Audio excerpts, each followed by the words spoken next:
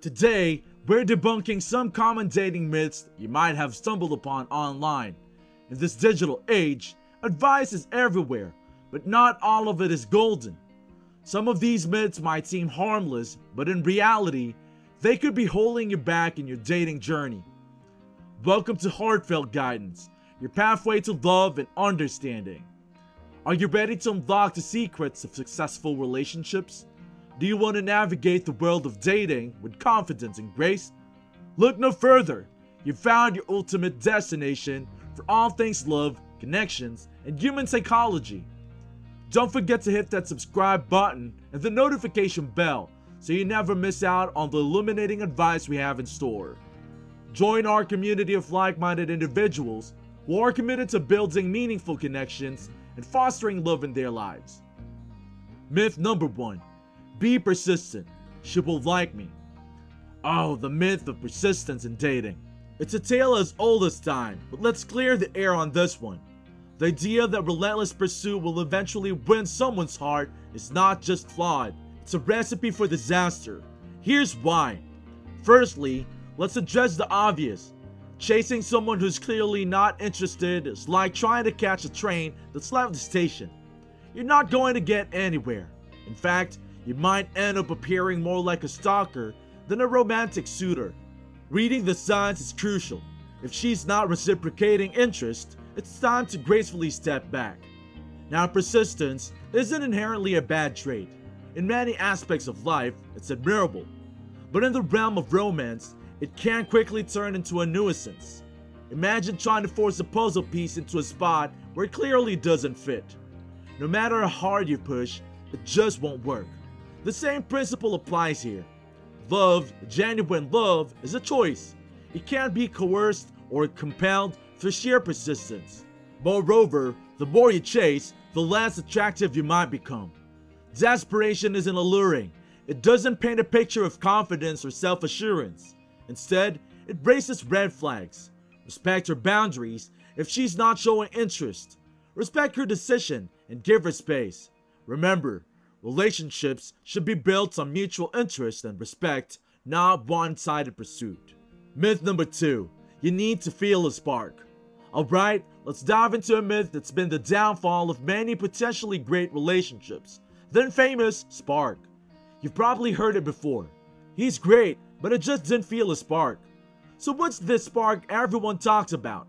It's often linked to the idea of love at first sight, which, quite frankly, can be a bit misleading. The so-called spark is often misunderstood. It's not necessarily a reliable indicator of a long-term, healthy connection. In fact, it can sometimes be quite the opposite. Here's the kicker. This spark people often rave about can be a misattribution or mere arousal. Think of it like confusing your heart racing from a thrilling movie with true romantic chemistry. It's not the same thing. Moreover, we sometimes mistake mixed signals, mind games, or the anxiety that can come with new encounters as chemistry or the much hyped spark. The truth is, chemistry isn't an immediate, fiery explosion in all cases. Sometimes, it's a slow burning flame that needs time to kindle. First impressions are often built on appearance, but as you get to know someone, those initial impressions can evolve. Just because you don't experience love at first sight doesn't mean you're not compatible. It's important to recognize that compatibility and spark are not one and the same. If you're patient, you might find that the person you initially thought lacked the elusive spark can grow on you, or you may discover that you're more compatible than you initially believed. Remember, sometimes great things take time to develop, like a fine wine or a classic novel. If you're still there, don't forget to subscribe to the channel for more relationship advice like these. Now let's get back into the video. Myth number 3. Playing hard to get.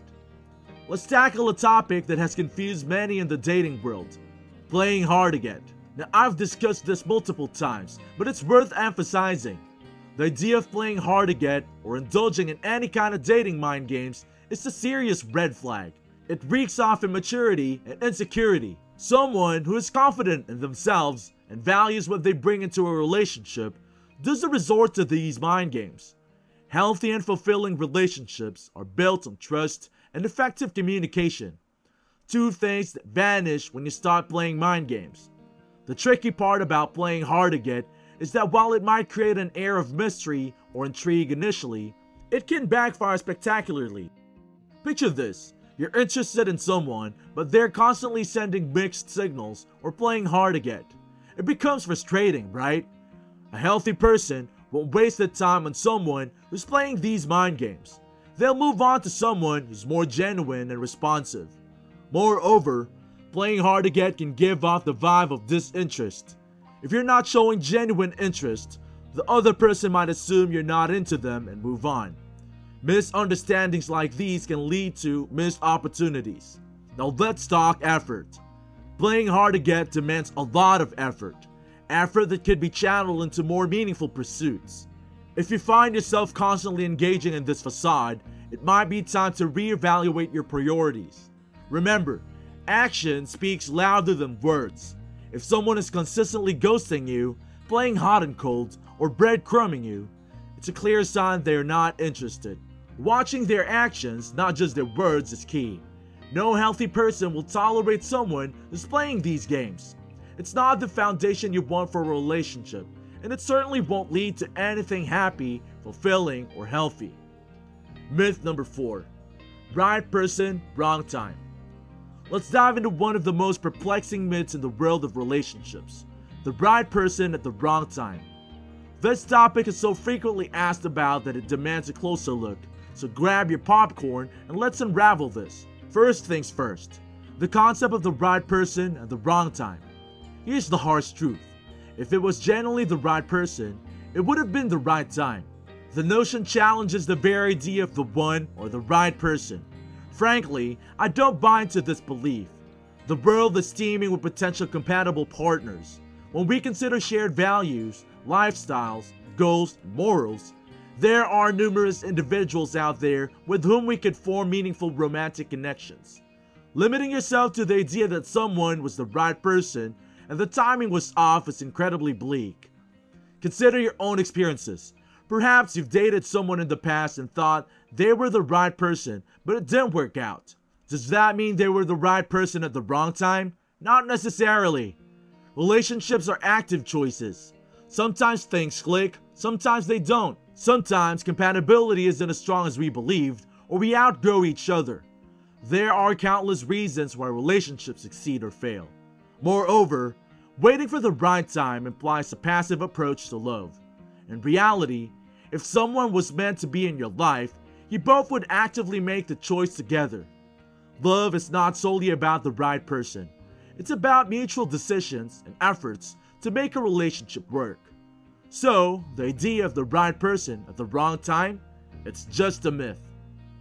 If you found this perspective enlightening, don't forget to like, share, and subscribe. Stay tuned for more myth-busting insights into the world of relationships. Until next time, keep your hearts open and your mind discerning. Thank you for watching, and as always, here's to meaningful connections and fulfilling relationships. See you in the next video.